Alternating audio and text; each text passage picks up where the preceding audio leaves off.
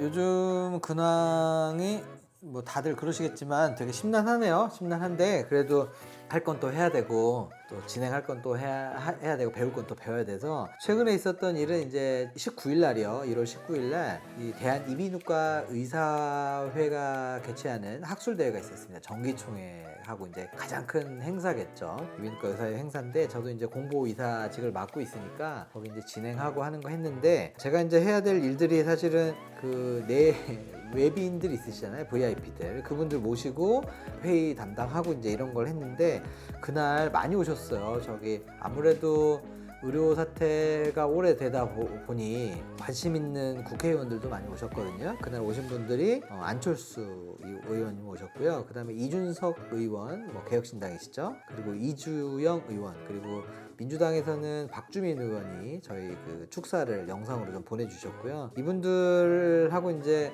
잠깐 이제 담소 나눌 기회가 좀 있었는데 관심이 많으시더라고요. 그리고 또 1년 동안 이분들이 관심을 가지고 생각을 하셔서 그런지 해결책이나 아니면 문제점에 대한 인식도 바람직하게 가지고 계신 것 같아서 약간 이제 희망을 좀 보기는 했습니다. 뭐 데드라인은 이번 2월 달이 될 것 같습니다. 3월 달부터 이제 전공의도 안 들어오고 이제 교수님들도 부족해지고 학생들은 개학해서 이제 강의실은 말도 안 되는 상황이 될 수가 있기 때문에 그 전에 이제 우리가 앞으로 의료의학 교육을 어떻게 할지 그리고 대학병원의 시스템을 어떻게 마련을 할지 그게 아마 결정이 될 거라고 다들 생각을 하고 계시더라고요. 여담이지만 세 분 다 말 너무 잘하시더라고요. 뭐 물론 안철수 의원은 저희 그 원래 의사 출신이시고 그리고 이 상황에 대해서 누구보다도 잘 이해하고 계실 것 같고요. 이주영 의원님도 마찬가지 의사 출신이시고 지금까지 이제 저희 입장을 많이 대변을 해주셨고 물론 이제 의사들의 이익을 위해서 활동을 하신 건 아니고요. 대한민국 의료 제도가 본인도 이제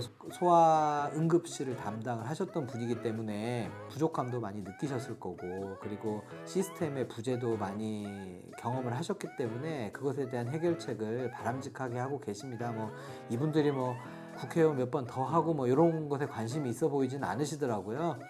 현재 문제가 있는 의료 제도를 개선을 하는 거고 특히나 이주영 의원님 같은 경우는 들어오셔서 이제 저희 학술 대회 교과서가 있거든요. 정기총회집이랑 거기 보면은 이제 교수님들이 하실 슬라이드를 미리 좀 준비를 해놔요. 그거를 조금 일찍 오셨는지 그 슬라이드를 계속 넘겨보시더라고요. 그래서 연단에 올라가서 발표하실 때 이런 책들이 너무 즐겁다는 겁니다. 이제 본인이 이제 실제 의사 생활만 하실 때는 지겨운 내용도 많고 그러셨는데 지금까지 이제 국회의원 생활하고 험한 정치에서 지내다 보니 이런 슬라이드, 이런 강의들이 자기한테는 얼마나 평안을 주고 그리고 재미있었던 건지 새삼 느끼게 됐다면서 다음에 꼭 자기는 의료 현장으로 돌아가고 싶다는 말씀까지 남겨주셨거든요. 참 감동적인 멘트 많이 해주셨고요. 그리고 이제 그날 학술대회에서 기자간담회가 있었습니다. 기자간담회는 뭐냐면 언론사 기자님들이 참석을 하시고 저희 공보 부회장님 그리고 저희 공보 이사들이 현재 이비인후과 의사들의 현안 좀 보충해야 될 거, 뭐 최근에는 이제 보청기 같은 거 많이 했거든요. 60데시벨 이상의 청력 감소가 있는 사람들한테만 장애인이라고 하면서 이제 보청기 지원을 해주고 있습니다. 근데 아시다시피 우리가 많이 노령화가 되고 하면서 40에서 60데시벨 뭐 이 정도 약간 좀 회색지대겠죠. 그런 지대에 있는 청력 감소 환자들의 보호받지 못하시는 경향이 좀 있어서 최근에 이제 이비인후과에서는 이 40에서 60데시벨 정도의 청력 감소 환자들에 대해서 정부에서 좀 관심을 갖고 그리고 장애인 정도의 지원은 아니겠지만 거기에 뭐 일정 부분이라도 지원을 할 수 있는 상태 그 보험을 만들어 보고 싶은 의지가 있고요.